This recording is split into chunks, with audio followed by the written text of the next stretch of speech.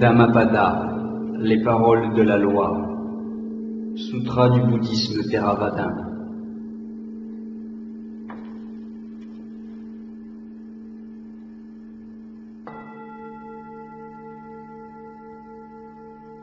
Chapitre 7. Le méritant. Il n'y a plus de souffrance pour celui qui a fini le voyage, qui s'est libéré de tous les soucis et de tout lien. Pour cultiver l'attention, abandonnez toute idée de foyer, comme un cygne qui abandonne son lac. Ceux qui n'accumulent pas et vivent sans confusion, pas même pour la nourriture, voient le vide jusqu'à la délivrance. Ils ne laissent pas de traces, comme des oiseaux dans le ciel. Tous les êtres surnaturels reconnaissent le mérite de celui qui maîtrise ses sens, comme l'aurige maîtrise ses coursiers, de celui qui est sans orgueil et sans pensée tournée vers soi. Non seulement la voie ne dispense pas de morale, mais celui qui fait son devoir est inébranlable, comme la terre ferme, solide comme un pilier, pur comme un lac sans limon. Pour lui, le cycle des renaissances est terminé.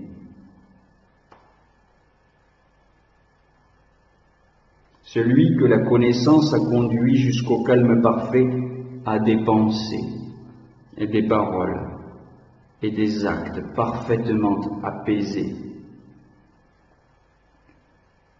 L'homme le plus accompli n'a pas besoin de croire pour embrasser l'infini, pour briser toute chaîne et dissoudre la tentation de revenir dans le cycle des renaissances. Dans un hameau dépeuplé, une forêt hostile, une vallée déserte ou la montagne glacée, il est toujours agréable de partager le séjour des méritants. Douces sont les forêts que la foule déteste. Le méritant sans passion y trouve son bonheur, parce qu'il ne cherche plus les plaisirs sensuels.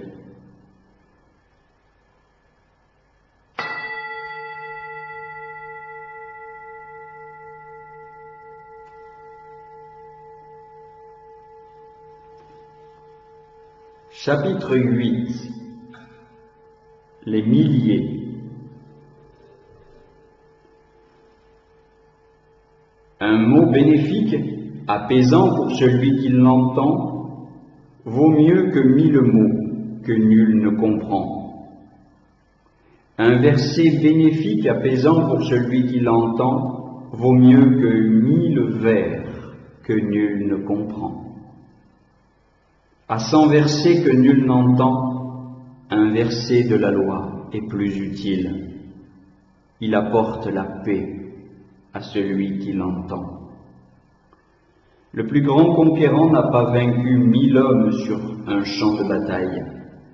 Il s'est vaincu lui-même. La victoire sur soi-même est plus haute que celle qu'on remporte sur les autres. Aucune force subtile ou cachée ne peut changer cette victoire en défaite. Des milliers de sacrifices rituels pour des mois et des mois ne valent pas l'instant d'hommage rendu à un être libéré. Cet unique hommage vaut plus qu'un siècle de sacrifices. Entretenir le feu rituel dans la forêt ou rendre hommage à un être maître de lui, des deux, cet hommage est en vérité le meilleur. Il est meilleur qu'un siècle de creuse dévotion. Quelles que soient les aumônes, dons, sacrifices, accomplis dans l'année pour acquérir du mérite, ils ne valent pas le quart de l'hommage rendu à un juste. Pour celui qui prend la voie des anciens, 4 choses croissent. L'âge, bien sûr, mais aussi la beauté, le bonheur et la santé. Un seul jour vécu dans la sagesse et la méditation vaut mieux qu'un siècle passé dans l'ignorance morale et la complaisance à la sensualité. Un seul jour vécu dans la sagesse et la méditation vaut mieux qu'un siècle passé dans l'errance et les égarements.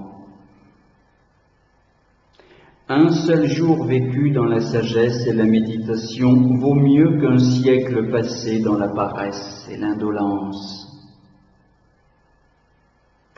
Un seul jour vécu dans la conscience de ce qui apparaît et disparaît vaut mieux qu'un siècle passé dans l'ignorance du transitoire et des changements. Un seul jour vécu dans la voie qui mène au-delà de la mort vaut mieux qu'un siècle passé dans l'ignorance du chemin de la libération. Un seul jour vécu dans la vérité vaut mieux qu'un siècle passé dans l'ignorance de la vérité.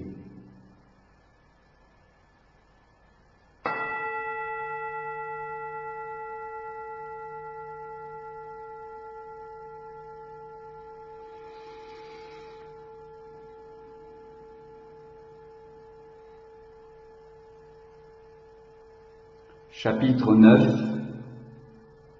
Le mal. Hâte-toi vers le bien et fuis le mal. Celui qui se traîne a dans l'esprit des pensées complaisantes avec le mal. Si tu agis mal, garde-toi de recommencer et d'y trouver plaisir. Persévérer est une souffrance. Si tu agis bien, recommence et réjouis-t'en. Persévérer dans le bien, fais du bien. Le malfaisant peut se trouver heureux tant que ses actions n'ont pas porté leurs fruits, mais quand les temps sont mûrs, il récolte ce qu'il a semé. Le bienfaisant peut se trouver en difficulté tant que ses actions n'ont pas porté leurs fruits, mais quand les temps sont mûrs, il récolte ce qu'il a semé. Ne traite pas le mal à la légère en disant « il ne m'atteindra pas ». Une jarre se remplit goutte à goutte. De même, le karma et l'insensé n'y échappera pas. Ne traite pas le bien à la légère en disant « je n'y arriverai pas ». Une jarre se remplit goutte à goutte. De même, le karma d'un compagnon de la sagesse. Agir avec le mal comme un riche marchand mal escorté qui évite une route périlleuse, comme celui qui aime la vie et qui évite les poisons. Une main saine peut porter du poison. Rien n'est impur pour les purs. Offenser de vulnérables innocents, c'est s'exposer au retour de l'injure. C'est jeter de la poussière contre le vent. Certains reviennent ici sur terre, les malfaisants renaissent en enfer, et les justes dans les sphères célestes. Mais il y en a qui atteignent la libération.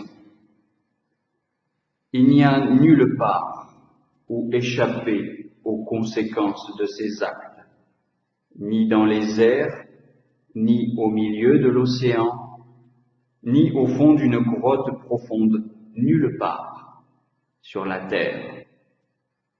Il n'y a nulle part où échapper à la mort, ni dans les airs, ni au milieu de l'océan, ni au fond d'une grotte profonde, nulle part sur la terre.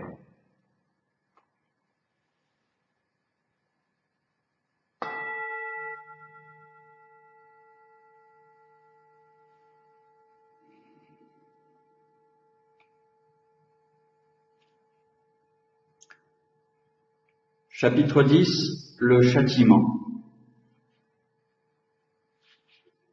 Chacun tremble devant le châtiment, chacun craint la mort. Traite les autres comme toi-même et ne tue jamais d'animal ou d'humain. Ne commets pas de meurtre. Tout être avide de bonheur, qui torture les créatures assoiffées de bonheur, ne l'obtiendra pas même après sa mort. Tout être avide de bonheur qui s'abstient de torturer les créatures assoiffées de bonheur l'obtiendra quoi qu'il arrive, même après sa mort. Ne dites pas des paroles dures. Ceux qui les reçoivent riposteront. Les propos colériques sont blessants. Celui qui leur laisse libre cours en subira les conséquences. Le nirvané est silencieux comme un gong brisé.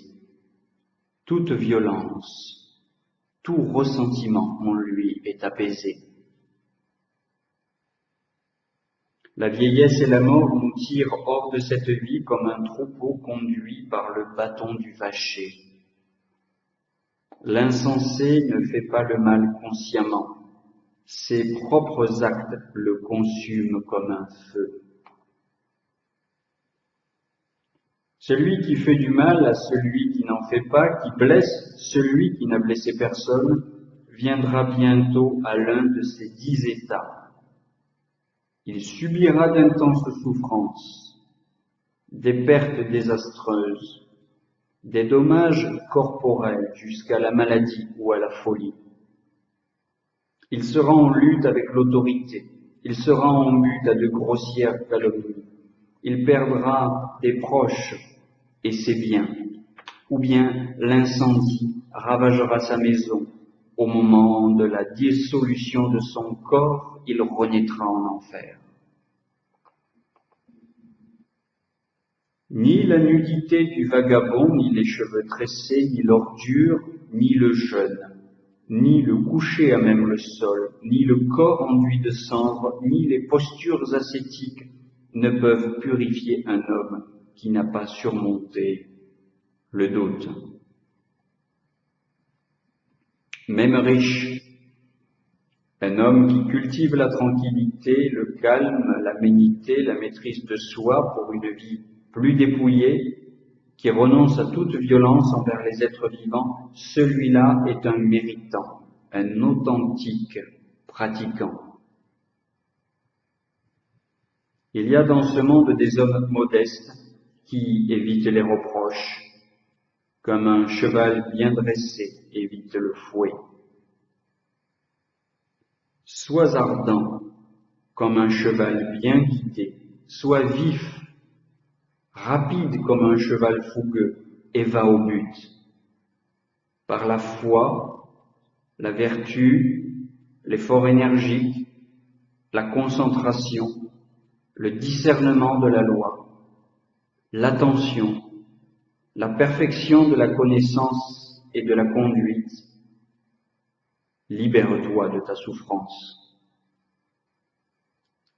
Les architectes font venir l'eau, les menuisiers redressent les flèches, les charpentiers courbent le bois, les sages se maîtrisent.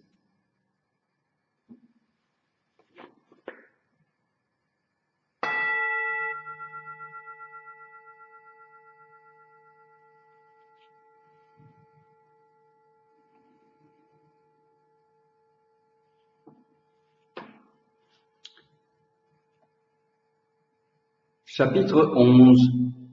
La vieillesse. Pourquoi ce rire et cette joie alors que le monde est ravagé par le feu des tourments?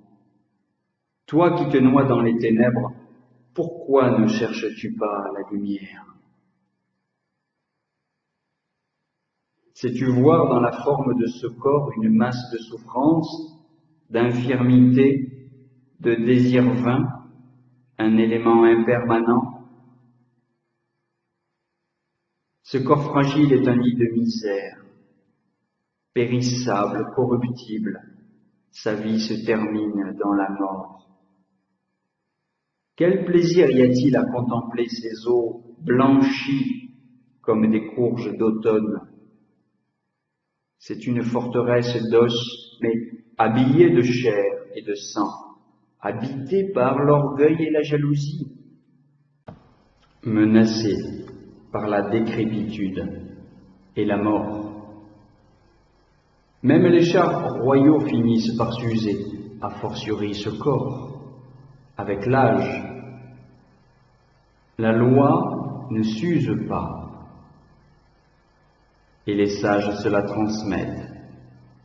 L'ignorant vieillit comme un bœuf, il prend du poids, mais pas de l'intelligence.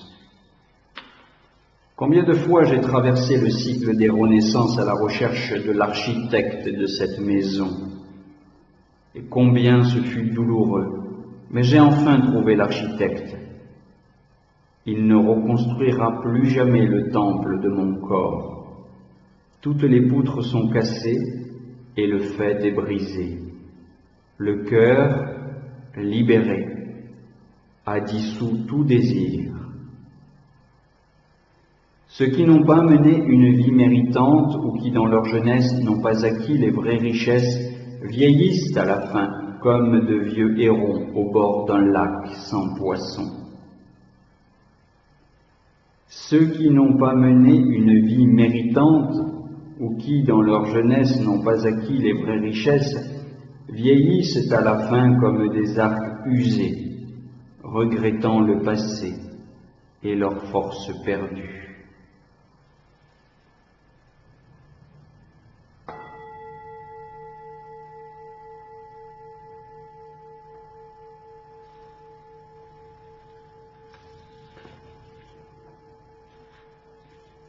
Chapitre 12. L'ego. Celui qui se chérit lui-même se surveille de près, mais aux 3 veilles de la nuit, le sage reste vigilant. S'établir d'abord dans la voie avant de conseiller les autres. Dans cet ordre, nul blâme. S'il met en pratique ce qu'il enseigne aux autres, maître de lui, il peut montrer un chemin. Mais il est difficile en vérité d'être maître de soi. Chacun est son propre maître. Car en vérité, quel autre maître pourrait-il y avoir? C'est par cette difficile maîtrise de soi que chacun devient vraiment pour lui-même un refuge. Par l'ego seul, le mal est fait. Le mal naît du moi, il est causé par lui. Il broie l'ignorant, comme le diamant écrase une gemme dure. Comme la liane étrangle un arbre, l'ignorant pris au piège de son ego s'inflige à lui-même autant de mal qu'un ennemi peut lui en souhaiter. Il est si facile de se faire du tort et du mal, mais combien difficile de faire ce qui est bon et profitable. L'insensé dont la vue est brouillée méprise la loi des méritants, des nobles et des justes, et œuvre à sa propre destruction comme un bambou tué par son propre fruit. Celui qui agit mal se fait mal à lui-même. L'éviter, c'est déjà apaiser le trouble. Pureté et confusion dépendent de nous-mêmes. Nul ne peut purifier un autre. Que personne ne néglige le plus haut bien pour en chercher un autre, si grand soit-il. Discernons clairement la bonne ligne de conduite et n'en dévions pas.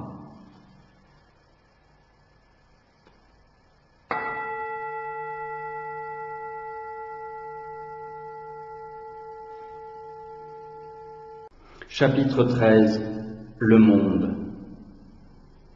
Ne sois pas indolent ou négligent, ni complaisant avec tes erreurs. Ne sois pas de ce monde. Debout, ne sois pas négligent.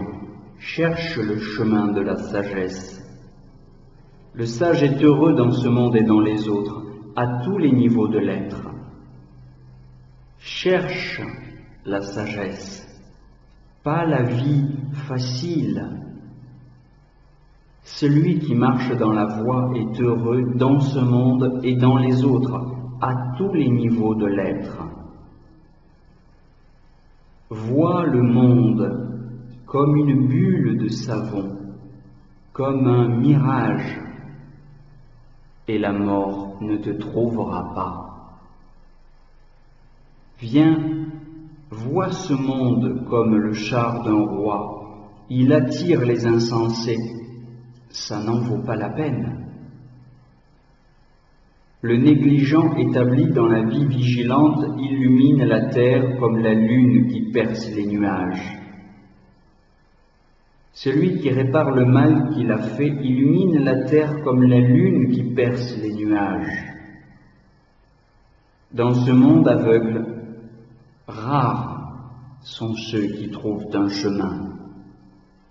Ce sont des oiseaux échappés d'un filet qui montent dans le ciel.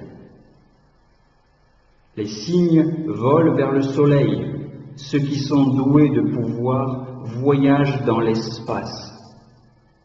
Les sages sortent de ce monde en vainqueurs des armées de la mort. Plus rien ne retient celui qui transgresse la loi et méprise ses arrières au monde. Les avares n'accèdent pas au royaume divin, les insensés ne connaissent pas le bonheur de donner. Mais le sage se réjouit de donner, et il s'en réjouit jusque dans l'autre monde. Plutôt que le pouvoir de dominer le ciel, la terre et tous les univers, mieux vaut entrer dans le courant.